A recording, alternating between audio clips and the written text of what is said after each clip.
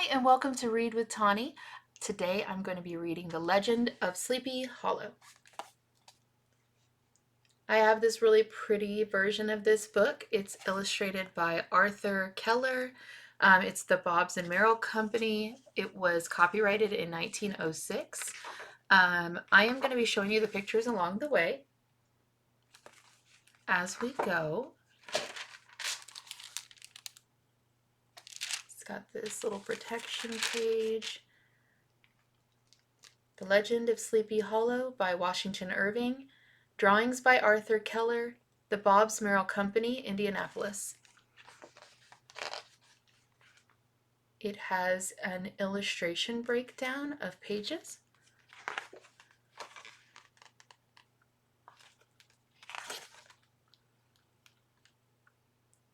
And then it begins. The Legend of Sleepy Hollow, found among the papers of the late Diedrich Knickerbocker. A pleasing land of drowsy head it was, of dreams that wave before the half-shut eye, and of gay castles in the clouds that pass, forever flushing round a summer sky. Castle of Indolence. In the bosom of one of those spacious coves which indent the eastern shore of the Hudson, at that broad expansion of the river denominated by the ancient Dutch navigators the Tappan Zee, and where they always prudently shortened sail and implored the protection of St. Nicholas when they crossed, there lies a small market town or rural port, which by some is called Greensboro, but which is more generally and properly known by the name of Tarrytown. This name was given, we're told, in former days by the good housewives of the adjacent country, from the inveterate propensity of their husbands to linger about the village tavern on market days. Be that as it may, I do not vouch for the fact, but merely advert to it, for the sake of being precise and authentic. Not far from this village, perhaps, about 2 miles, there is a little valley, or rather lap of land among the hills, which is one of the quietest places in the whole world. A small brook glides through it, with just murmur enough to lull one to repose, and the occasional whistle of the quail, or tapping of a woodpecker, is almost the only sound that ever breaks in upon this uniform tranquillity. I recollect that when a stripling for my first exploit in squirrel shooting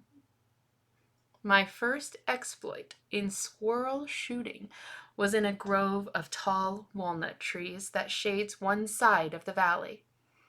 I had wandered into it at noontime, when all nature is peculiarly quiet, and was startled by the roar of my own gun, as it broke the Sabbath stillness around, and was prolonged and reverberated by the angry echoes.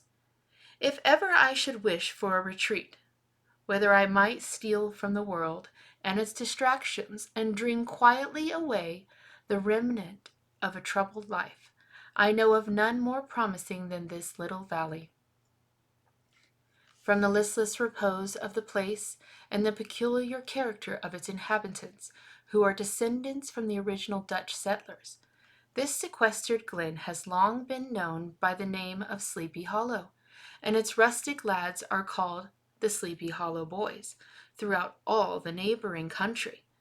A drowsy, dreamy influence seems to hang over the land and to pervade the very atmosphere. Some say that the place was bewitched by a high German doctor during the early days of the settlement.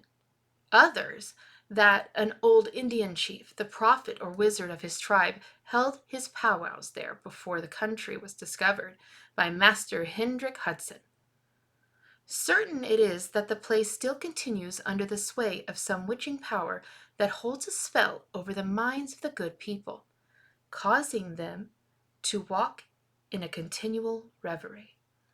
They are given to all kinds of marvelous beliefs, and are subject to trances and visions, and frequently see strange sights, and hear music and voices in the air. The whole neighborhood abounds with local tales, haunted spots, and twilight superstitions. Stars shoot and meteors glare oftener across the valley than any other part of the country, and the nightmare, with her whole ninefold, seems to make it the very scene of her gambols.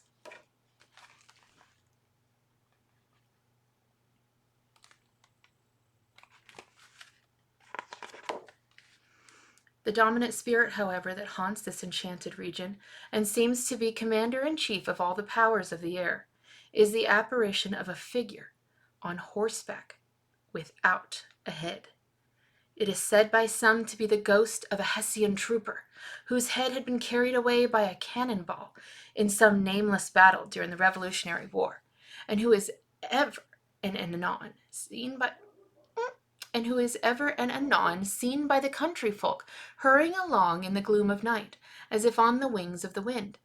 His haunts are not confined to the valley, but extend at times to the adjacent roads, and especially to the vicinity of a church at no great distance. Indeed, certain of the most authentic historians of those parts, who have been careful in collating the floating facts concerning this spectre, allege that the body of the trooper, having been in the churchyard, the ghost rides forth to the scene of the battle in nightly quest of his head, and that the rushing speed with which he sometimes passes along the hollow like a midnight blast is owing to his being belated and in a hurry to get back to the churchyard before daybreak.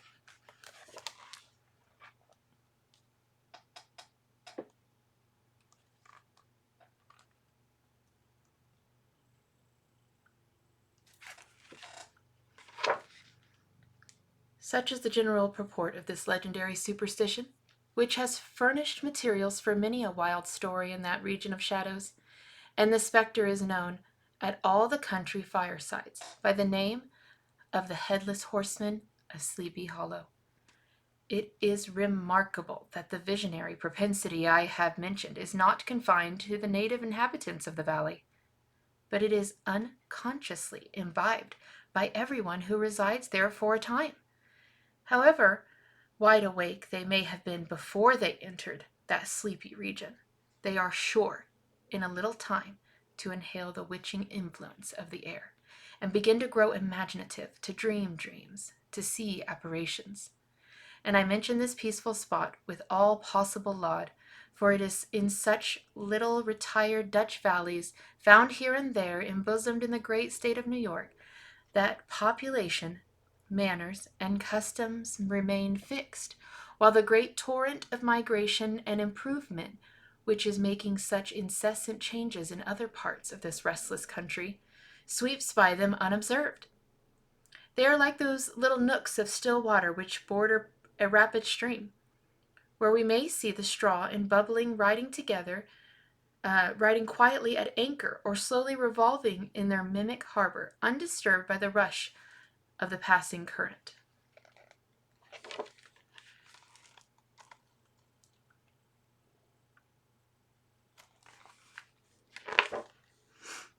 Though many years have elapsed since I trod the drowsy shades of Sleepy Hollow, yet I question whether I should not still find the same trees and the same families vegetating in its sheltered bosom.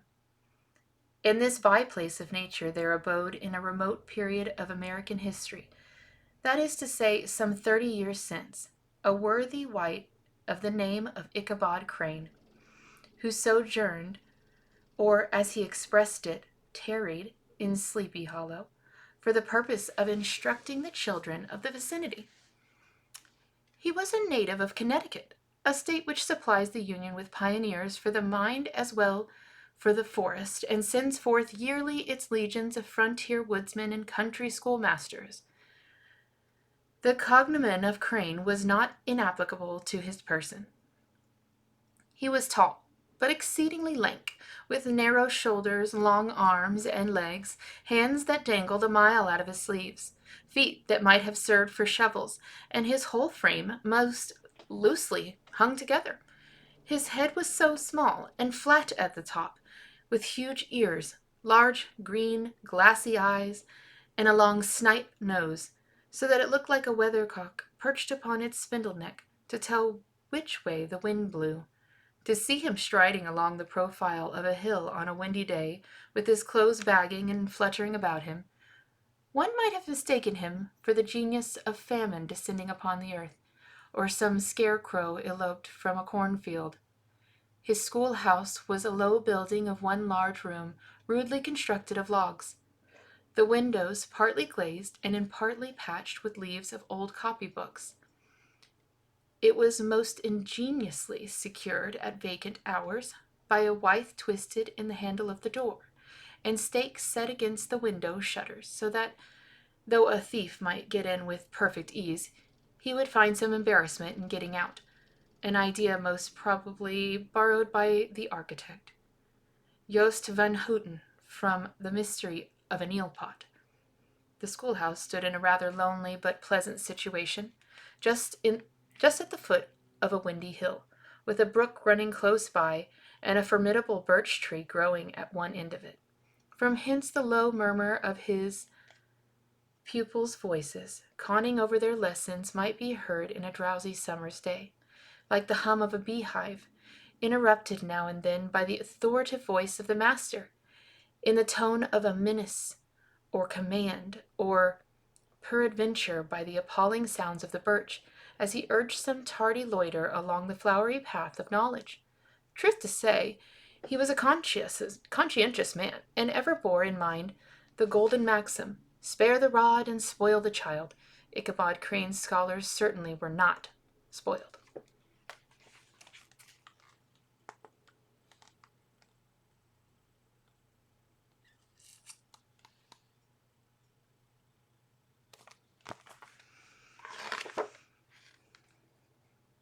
I would not have imagined it, however, that he was one of those cruel potentates of the school, who joy in the smart of their subjects.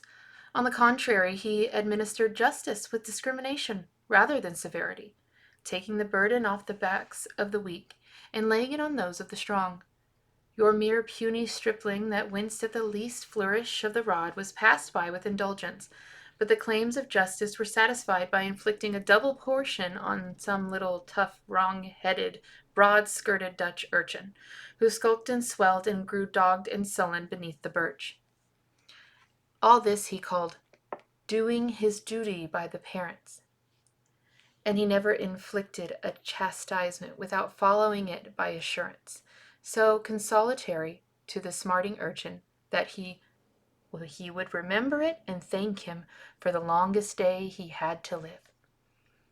When school hours were over, he was even the companion and playmate of the larger boys, and on holiday afternoons would convoy some of the smaller ones home, who happened to have pretty sisters, or good housewives for mothers, noted for the comforts of the cupboard.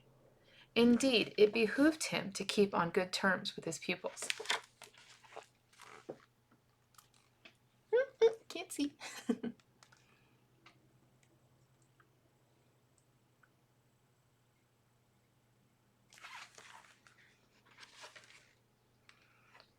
The revenue arising from his school was small, and would have been scarcely sufficient to furnish him with a daily bread, for he was a huge feeder, and though lank, he had the dilating powers of an anaconda, but to help out his maintenance, he was, according to country custom in those parts, boarded and lodged at the houses of the farmers whose children he instructed.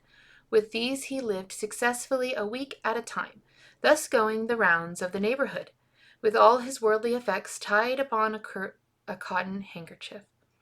That all this might be not too onerous on the purses of the rustic patrons, who are apt to consider the cost of the schooling a grievous burden, and schoolmasters as mere drones, he had a various way of rendering himself both useful and agreeable. He assisted the farmers occasionally in the lighter labors of their farms.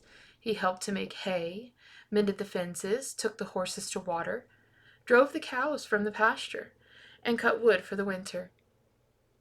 He laid aside, too, all the dominant dignity and absolute sway with which he lorded it in his little empire, the school, and became wonderfully gentle in integrating. He found favor in the eyes of the mothers by petting the children, particularly the youngest, and like lion bold, which Willem so magnanimously, magnanimously the lamb did hold. He would sit with a child on one knee and rock a cradle with his foot for whole hours together. Magnanimously. I guess I'll have to look that one up.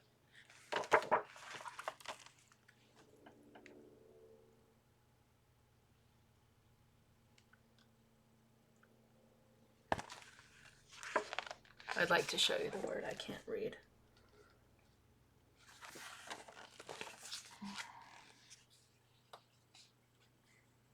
I believe it's over here. Oh yeah, there it is. Feel free to tell me what it means. In addition to his other vocations, he was the singing master of the neighborhood, and picked up many bright shillings by instructing the young folks in psalmody.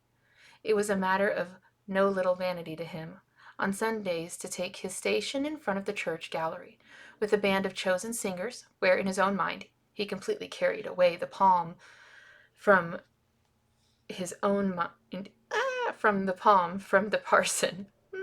Certain it is, his voice resounded far above the rest of the congregation, and there are peculiar quavers still to be heard in that church, and which may even be heard half a mile off, quite to the opposite side of the mill pond, on a still Sunday morning, which are said to be legitimately descended from the nose of Ichabod Crane.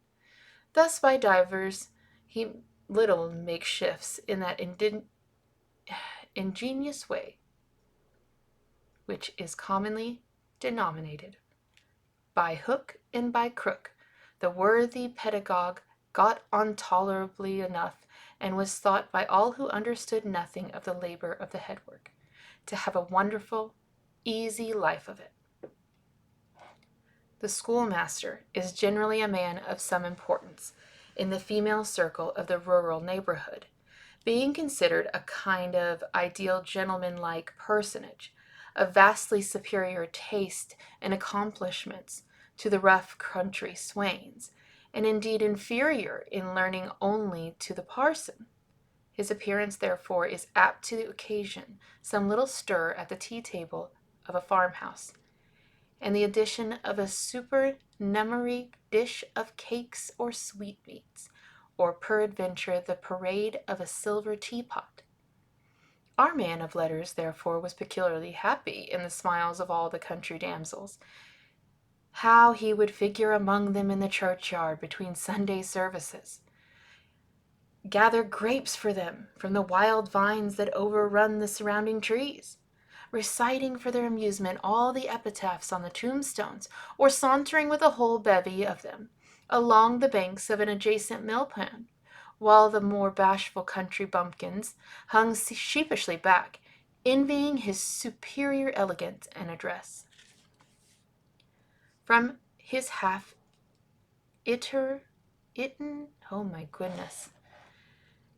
itinerant life, although he was a kind of traveling gazette, carrying the whole budget of local gossip from house to house, so that his appearance was always greeted with satisfaction. He was, moreover, esteemed by the women as a man of great erudition, for he had read several books quite through, and was perfect master of Cotton Mather's History of New England Witchcraft, in which, by the way, he had most firmly and potentially believed.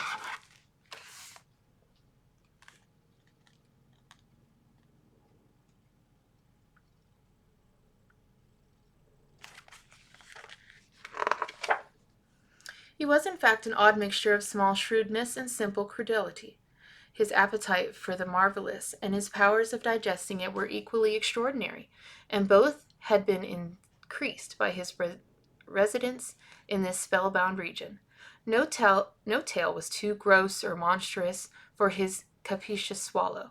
It was often his delight, after his school was dismissed in the afternoon, to stretch himself on the rich bed of clover, bordering the little brook that whimpered by his schoolhouse, and there con over old Matthew's direful tales, until the gathering dusk of the evening made the printed page a mere mist before his eyes.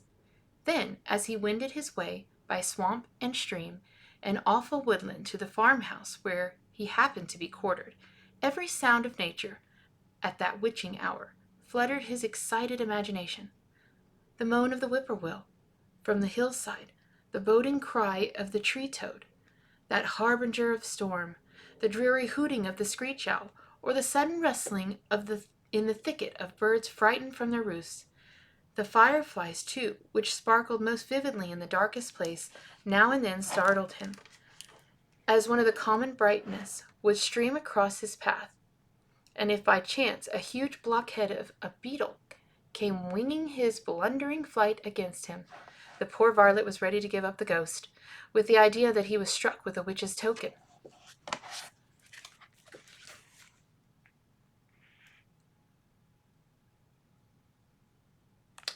And down here, there's actually a little note.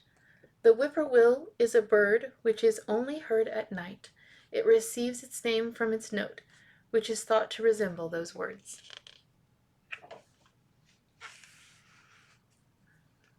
His only resource on such occasions, either to drown thought or drive away evil spirits, was to sing psalm tunes, and the good people of Sleepy Hollow, as they sat by their doors of an evening, were often filled with awe at hearing his nasal melody, in linked sweetness long drawn out, floating from the distant hill or along the dusky road.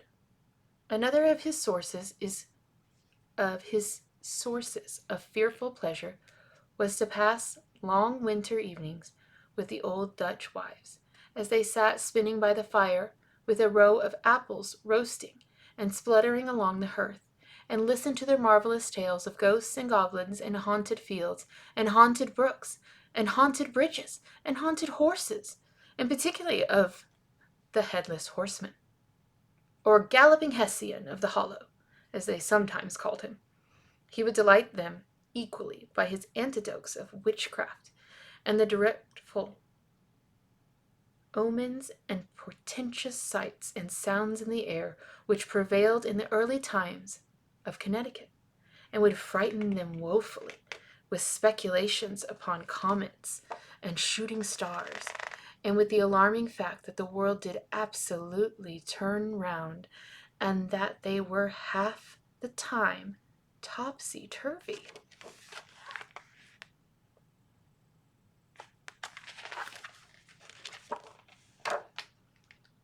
But if there was a pleasure in all this, while smugly cuddling in the chimney corner of a chamber that was all of a ruddy glow from the crackling wood fire, and where of course no spectre dared to show its face, it was dearly purchased by the terrors of his subsequent walk homewards. What fearful shapes and shadows beset the path amidst him, and ghastly glare of snowy night! What with what wistful look did he eye every trembling ray of light streaming across the waste fields from some distant window! How often was he appalled by some shrub covered with snow, which, like a sheeted spectre, beset his very path! How often did he shrink with curdling awe at the sound of his own steps on the frosty crust beneath his feet, and dread to look over his shoulder lest he should behold some uncouth being tramping close behind him! And how often was he thrown into complete dismay by some rushing blast howling among the trees, in the idea that it was the galloping Hessian on one of his nightly scourings! All these, however, were mere terrors of the night, phantoms in the mind that walk in darkness, and though he had seen many spectres in his time, and been more than once beset by Satan in divers shapes in his lonely perambulations, yet daylight put an end to all these evils, and he would have passed a pleasant life of it, in despite of the devil and all its works, if his path had not been crossed by a being that causes more perplexity to mortal man than ghosts, goblins, and the whole race of witches put together, and that was a woman.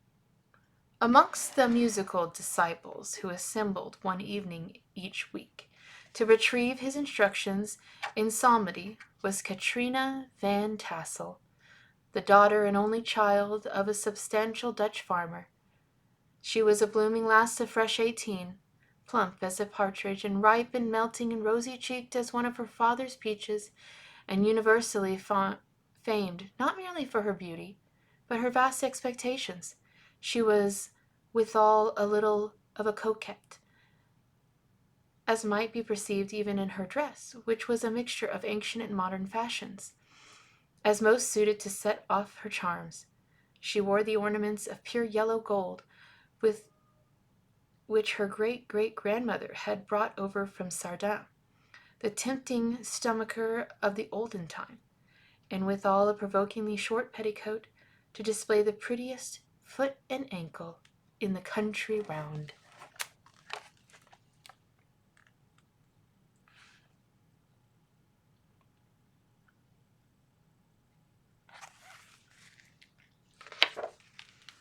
Ichabod Crane had a soft and foolish heart toward the sex, and it is not to be wondered at that so tempting a morsel soon found favor in his eyes, more especially after he had visited her in her paternal mansion. Old Baltus Van Tassel was a perfect picture of thriving, contented, liberal-hearted farmer.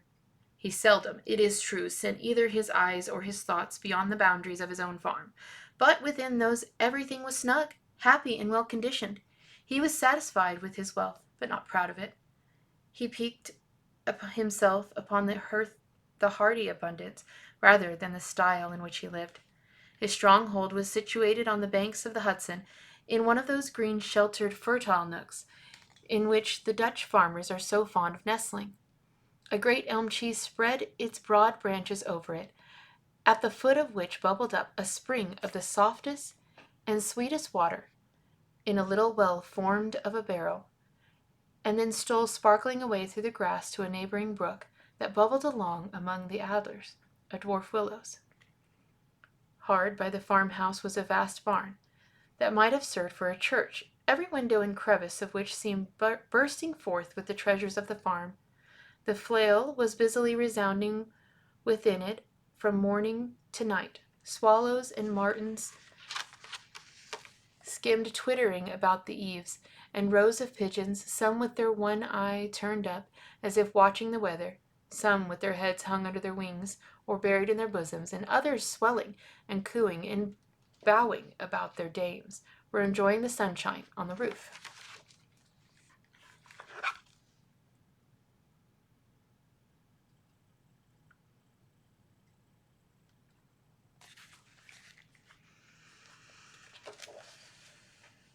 Sleek, unwieldy porkers were grunting in their repose and abundance of their pens, whence sallied forth now and then troops of sucking pigs, as if to snuff the air. A stately squadron of snowy geese were riding in the adjoining pond, convoying whole fleets of ducks. Regiments of turkeys were gobbling through the farmyard, and guinea fowls were fretting about it like ill-tempered housewives. With their peevish, discontented cry, before the barn door was strutted the gallant cock, that pattern of a husband, warrior, and a fine gentleman, clapping his varnished wings, and crowing in the pride and gladness of his heart, sometimes tearing up the earth with his feet, and then generously calling his ever-hungry family of wives and children to enjoy the rich morsel which he had discovered. The pedagogue's mouth watered as he looked upon the sumptuous promise of luxurious winter fare. In his devouring mind's eye he pictured himself, every roasting pig, running about, with a pudding in his belly and an apple in his mouth.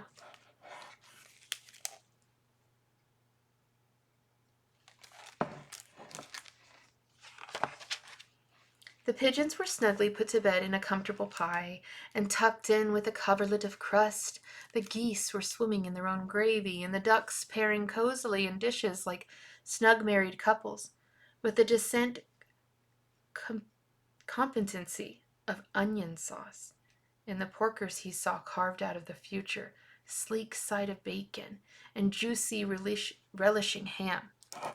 Not a turkey, but he beheld daintily trussed up with its gizzard under its wing, and, peradventure, a necklace of savory sausages, and even bright Chanticleer himself lay sprawling on his back in the side dish with an uplifted claw, as if craving that quarter which his chivalrous spirit disdained to ask while living. As the enraptured Ichabod fancied all this, and as he rolled his great green eyes over the fat meadowlands, the rich fields of wheat, of rye, of buckwheat, and Indian corn, and the orchards burthened with ruddy fruit, which surrounded the warm tenement of Van Tassel, his heart yearned after the damsel who was to inherit these domains, and his imagination expanded with the idea how they might be readily turned into cash, and the money invested in immense tracts of wild land and shingle palaces in the wilderness. Nay, his busy fancy already realized his hopes, and presented to him the blooming Katrina, with a whole family of children, mounted on the top of a wagon loaded with household trumpery, with pots and kettles dangling beneath, and he beheld himself striding a pacing mare, with a colt at her heels, setting out for Kentucky, Tennessee, or Lord knows where. When he entered the house, the conquest of his heart was complete. It was one of those spacious farmhouses with a high-ridged but lowly sloping roofs, built in the style handed down from the first Dutch settlers, the low projecting eaves forming a piazza along the front, capable of being closed up in bad weather. Under this were hung flails, harness, various utensils of husbandry, and nets for fishing in the neighboring river. Benches were built along the sides for summer use, and great spinning wheel at one end and a churn at the other show the various uses to which the important porch might be devoted.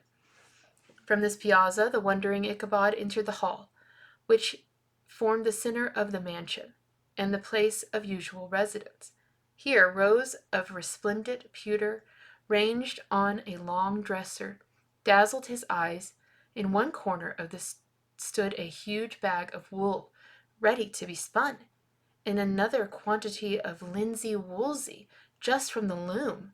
Ears of Indian corn and strings of dried apples and peaches hung in gay festoons along the walls, mingled with the gaud of red peppers, and a door left ajar gave him a peep into the best parlor, where the claw-footed chairs and the dark mahogany tables shone like mirrors. Androdons, with their accompanying shovel and tongs, glistened from their covert of asparagus tops. Mock oranges and conch shells decorated the mantelpiece. Strings of various colored birds' eggs were suspended above it, and great ostrich egg was hung from the center of the room. And a corner cupboard, knowingly left open, displayed immense treasures of old silver and well-mended china. From the moment Ichabod laid his eyes upon these regions of delight, the peace of his mind was at end, and his only study was how to gain the affections of the peerless daughter of Van Tassel.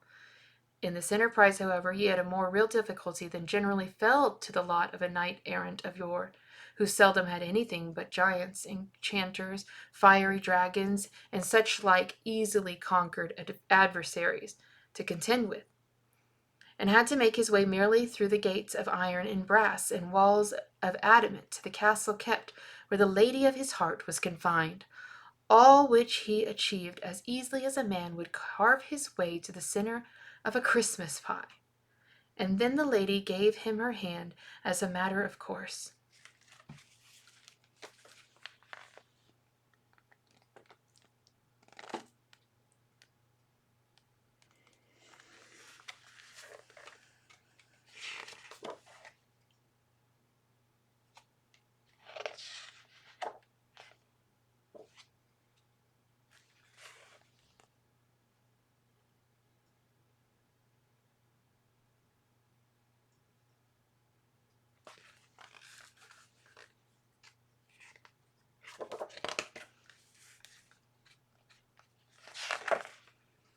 Ichabod, on the contrary, had to win his way to the heart of a country coquette, best beset with the labyrinth of whims and caprices which were for ever presenting new difficulties and impediments, and he had to encounter the host of fearful adversaries, of real flesh and blood, the numerous rustic admirers who beset every portal to her heart, keeping a watchful and angry eye upon her, but ready to fly out of the common cause against any new competitor.